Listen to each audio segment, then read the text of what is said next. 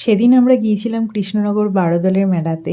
তো যেতে যেতে আমাদের অনেকটাই লেট হয়ে গেছিলো, প্রায় সন্ধে হতে যায়। তো আমি গিয়েছিলাম, আমার বোন আর আমার হাজব্যান্ড গিয়েছিল। আর এই মেলাটা হয় কৃষ্ণনগর রাজা কৃষ্ণচন্দ্রের রাজবাড়ির পেছনের মাঠে। তো প্রায় 2 ঘন্টা লেগে গেছিলো আমাদের পৌঁছতে। আর মেলাটা এত বড় যে তুমি ঘুরে শেষ করতে পারবে না, যেখান দিয়ে যাবে মনে হবে এক্ষুনি এখান দিয়ে ঘুরলাম। তো কিছুটা ঘুরে আমার পেয়ে গেছিলো প্রচণ্ড খিদে, সেজন্য একটু ফুচকা খেয়ে নিয়েছিলাম। তো ফুচকা খেতে খেতেই আমার একটা জিনিস চোখে পড়লো, সেটা হলো এই সার্কাসটা দেখার জন্য আমার মনটা এত ছটফট করছিল, বাট সম্ভব নয়, কারণ 7টার যে শোটা সেটা রাত্রি 10টায় শেষ হবে। তো অত রাতে আমাদের বাড়ি যাওয়াটা অসম্ভব, বাট তবুও আমাদের সেদিন বাড়ি যেতে যেতে প্রায় 11টা বেজে গেছিলো। এর পেছনে আছে একটা ভয়ঙ্কর দুর্ঘটনা, যেটা আমি অবশ্যই তোমাদের সাথে শেয়ার করব।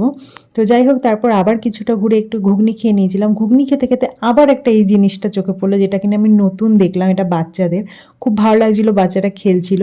আর এই ফুলের দোকানটা এত সুন্দর যে আমরা শুধু ছবি তুলে চলে এলাম। তারপর সবথেকে আকর্ষণীয় দোকান ছিল এটা, যেটা কিনা তুমি চোখ সরাতে পারবে না, এত সুন্দর। তো যাই হোক, পুরো মেলাটা আমরা ঘোরা কমপ্লিট করতে পারিনি, কিছু ওটা বাকিও ছিল আমার মনে হয় অনেকটাই। তো যাই হোক, ফেরার পথে আমরা খেয়েছিলাম ফালুদা, কুলফি, বাদাম শেক।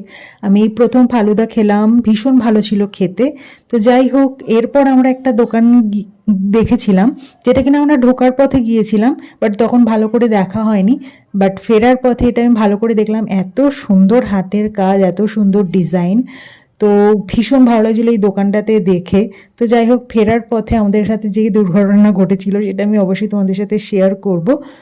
তো এরপর আমরা বাড়ি চলে এসেছিলাম। সো কেমন লাগলো জানিও। Bye, tata.